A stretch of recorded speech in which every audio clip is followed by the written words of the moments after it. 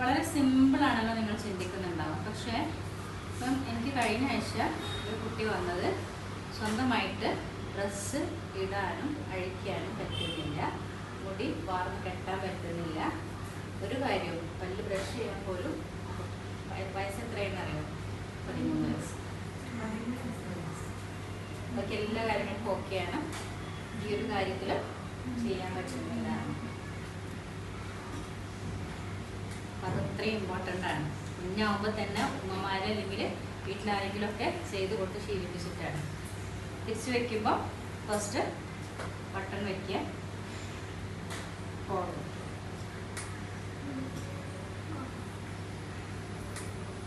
ചുരിദാറിടും, കോട്ടിടാൻ വേണ്ടിയിട്ട് ഉമ്മയെ വെയിറ്റ് ചെയ്യുന്നു.